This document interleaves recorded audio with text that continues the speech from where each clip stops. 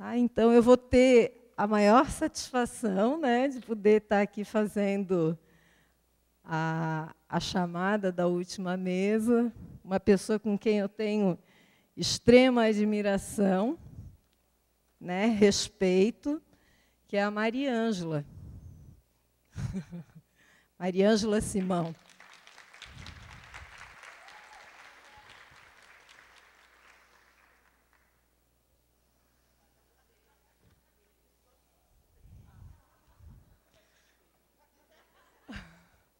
Eu pedi para ela descrever um pedaço da vida pregressa dela, né? Já que a gente sabe que é pequena, mas a vida pregressa é bem grande, né? Então, a Mariângela, por favor. Mariângela Simão é médica pediatra sanitarista, que, segundo as palavras dela, hoje não mais pediatra, senão vai ser uma preocupação e um problema para as crianças, um perigo para as crianças, né? Ela foi diretora do Programa Nacional de DST HIV/AIDS no período de 2006 a 2010. E, atualmente, ela coordena as áreas de prevenção, tratamento, direitos humanos e gênero no Programa das Nações Unidas para HIV e AIDS, da UNAIDS, em Genebra.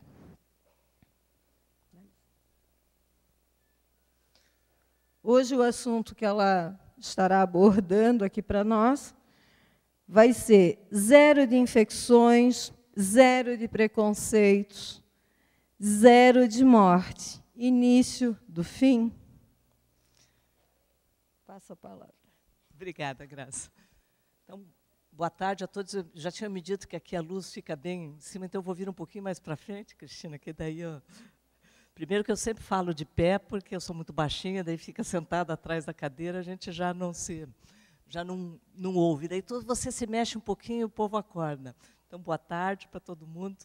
Sei que vocês tiveram um dia e meio aí de atividades intensas, eu estava um pouco preocupada de vir agora e vou falar só umas 2 horas, então vocês podem ficar relaxados. Não, estou brincando. Eu até mudei o título, viu, Eduardo? Porque eu não conseguia lembrar bem o que a gente tinha combinado do título, mas eu trato do assunto de 0 discriminação. E, na verdade, eu mudei o título um pouquinho para a gente pensar, fazer uma reflexão, e eu trouxe essa apresentação pública, vocês podem usar ou não usar, mas tem alguns dados interessantes que sempre serve para dar uma ilustrada no que a gente fala. Então, 30 anos, mais de 30 anos agora, né? O que é que significa isso para a gente? Né? Vocês todos já ouviram falar no termo uma pandemia. E, na verdade, o que quer dizer uma pandemia? É uma doença que está presente em todos os países do mundo. Vocês lembram naquela história da pandemia da gripe suína e tudo mais? Né? Agora, aquilo passou e foi embora. Né? A AIDS veio para ficar. Está aqui. Nós, desde o início dessa pandemia, nós tivemos mais de 25 milhões de mortes, esse é dado de 2010. Né? Mais de 60 milhões de pessoas foram infectadas pelo HIV.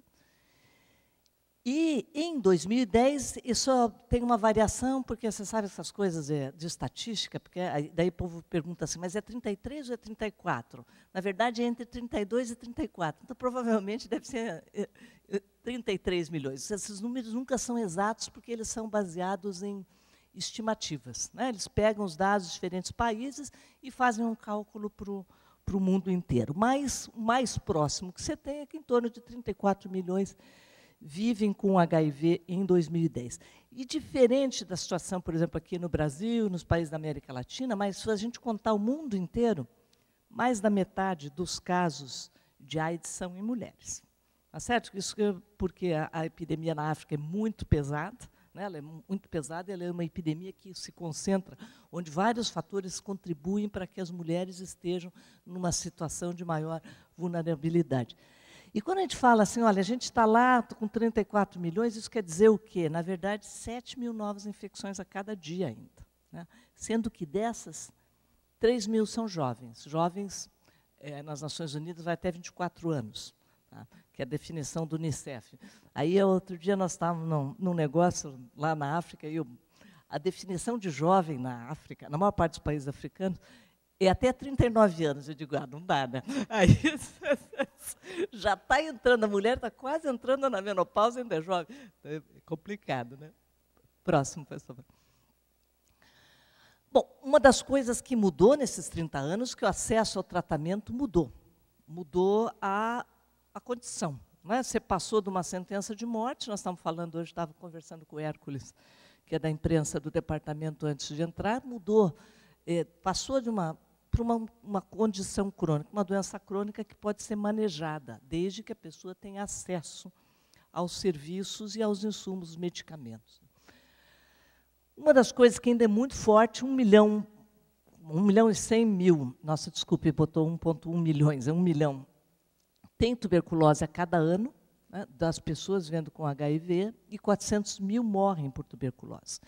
E hoje, com o aumento do acesso a tratamento no resto do mundo, as co-infecções como a hepatite está se tornando cada vez mais um problema de saúde pública. Próximo. Aí vocês não vão enxergar bem, mas, de qualquer maneira, desculpe, mas eu trouxe porque isso aí serve depois, vocês podem usar, se quiserem, para uma outra apresentação. Isso é estimativa global. Aquela em cima, do lado esquerdo, aquela curva que vai assim, é o número de pessoas vivendo com HIV. Tá? A da direita, eu não consegui traduzir, desculpe, aquela lá entrou como imagem, eu não consegui. É a prevalência no adulto de 15 a 19 anos, a prevalência do HIV. Então, vocês veem que ela chegou num platô, ela fez a curva entrou num platô. Por quê? Porque a cada ano, por exemplo, você tem em torno de 2 milhões, 400 mil novas infecções, mas você tem 2 milhões e 100, 2 milhões e 200 pessoas que morrem. Então, acaba ficando as pessoas que estão vivas, tem as pessoas que morrem a cada ano e pessoas que são infectadas recentes. Então, você acaba que esses três, aquela curva que está num platô, dá esses 34, em torno de 34 milhões. Né? Vocês veem o quadrinho de baixo da esquerda, é o número de pessoas com infecção recente. Aqui no Brasil, ainda, como nas epidemias, que são ditas concentradas, como a epidemia do Brasil, ainda não tem uma metodologia muito boa para verificar se aquela infecção é recente ou não, em termos de população. O departamento está estudando, está vendo como fazer esse tipo de estudo no Brasil. Tem muito pouco dado desse tipo para a epidemia como a nossa no Brasil. Mas esses dados são baseados, a maior parte deles, em modelos matemáticos, em especial na África. Né? Então, você vê que as infecções recentes já estão começando a cair. E aqui, esse da direita, que dá essa decidona, uma descida importante, é o número de mortes. Isso é reflexo direto, o número de mortes em adultos e crianças, reflexo direto do maior cobertura de tratamento. Próximo. Eu não vou explicar esse, eu vou deixar, porque vocês podem olhar depois, até porque os títulos não são a mesma coisa do anterior, tá? Mas essa situação na América Latina. Próximo. O Pedro Scheck já esteve aqui, na verdade, o NIDS, para quem não sabe, é o Programa das Nações Unidas para o HIV e AIDS, e ele é composto por essas 10 agências. Então, Unicef, Unesco, o Fundo de Populações, o PNUD, tudo isso conforma o que chama o Programa das Nações Unidas, que tem uma sede em Genebra, que é onde eu trabalho agora. O Pedro Schecker é o representante nacional. Próximo. E aí, onde é que nós chegamos nos 3 zeros? Que é 0 discriminação, 0 novas infecções e 0 mortes relacionadas à AIDS. Isso vem da estratégia do NIDS, que foi aprovada no final de 2010, de 2011 a 2015, aprovada globalmente, que é chegar nos 3 zeros. Próximo, chegando a 0. Que a visão é 0 novas infecções, 0 discriminação, 0 mortes relacionadas à AIDS. Isso é possível de atingir ou não é? Nós vamos discutir um pouquinho disso aqui. Próximo. Tem 3 direções estratégicas. Estratégica é revolucionar a revenção, podia ser a retenção do HIV, faltou um P, a prevenção do HIV, a nova fase de tratamentos e cuidados e avançar direitos humanos e igualdade de gênero. Próximo. E aí, vários de vocês ouviram falar que o ano passado teve a tal da UNGAS. O que é a tal da UNGAS? Aqui no Brasil chama de UNGAS, mas, na verdade, não foi uma Assembleia Geral, uma sessão especial da Assembleia Geral das Nações Unidas para o HIV e AIDS. Teve a primeira grande assembleia foi em 2001, onde os países, as assembleias das Nações Unidas, as Nações Unidas é uma organização de países. O Moisés aqui já esteve lá uma vez, está indo a segunda vez agora na Organização Internacional do Trabalho, não, no Conselho de Direitos Humanos está indo agora, né? Mas é um conjunto, nas assembleias se votam os países, porque as Nações Unidas é uma organização dos países. Por isso que a gente diz sempre que tem que proteger as Nações Unidas contra os interesses de países mais ricos. Por exemplo, em determinados países, se uma dessas agências, por exemplo, Fundo de População, trabalhava uma época com saúde sexual, direitos sexuais e saúde sexual e reprodutiva, eles perderam dinheiro do governo americano porque direitos sexuais inclui aborto, e aí isso é uma coisa que não pode passar e tudo mais. Então, o sistema das Nações Unidas é um sistema de países e não pode ficar só à mercê dos interesses de um determinado governo mais forte que o outro. De qualquer maneira, o ano passado teve uma nova sessão, onde foram reafirmados alguns compromissos, e esses são os 10 compromissos principais, são 70 e poucas, acho que 70, 80 parágrafos, porque essas coisas são difíceis de negociar, mas o que a gente está pensando como os 10 compromissos principais. A redução da transmissão sexual pela metade, a redução da transmissão usuário de droga injetável pela metade, a eliminação das novas infecções em crianças, 15 milhões de pessoas em tratamento antirretroviral em 2015, reduzir pela metade a morte por tuberculose. Aquela ali eu não traduzi, acabei deixando em inglês, que é fazer o dinheiro aparecer, né? Não sei como traduzir bem isso. Nós até discutimos, não chegamos a uma conclusão. Mas você tem uma defasagem entre o recurso que está disponível e aquilo que a gente precisa globalmente para enfrentar a epidemia da AIDS. Eliminar as desigualdades de gênero, o estigma e discriminação, eliminar restrições de viagem e eliminar sistemas paralelos. Próximo. Então, na verdade, o que diz respeito direto aos programas de forma mais importante? Por exemplo, eliminar a restrição de viagem em alguns países, não são todos. Mas todos, se a gente vai reduzir em 50% a transmissão vertical, será que aquilo que a gente está fazendo agora vai fazer com que a gente chegue nisso? Não, acho que a gente tem que olhar as diferentes respostas agora.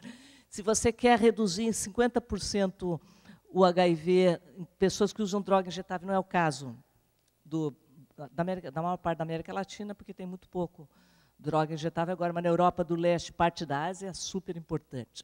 As mortes por TB. Só com o aumento do tratamento, você já chega do tratamento da AIDS, você já diminui essas mortes por TB. Garantir que nenhuma criança nasça com HIV. Não é? Essa é uma coisa que, quando muitas pessoas falam, né?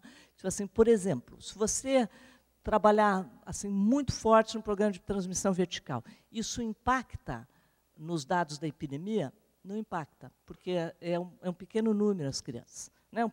As crianças não transmitem sexualmente, tem uma opção de questões que estão colocadas, mas é muito diferente a situação das crianças.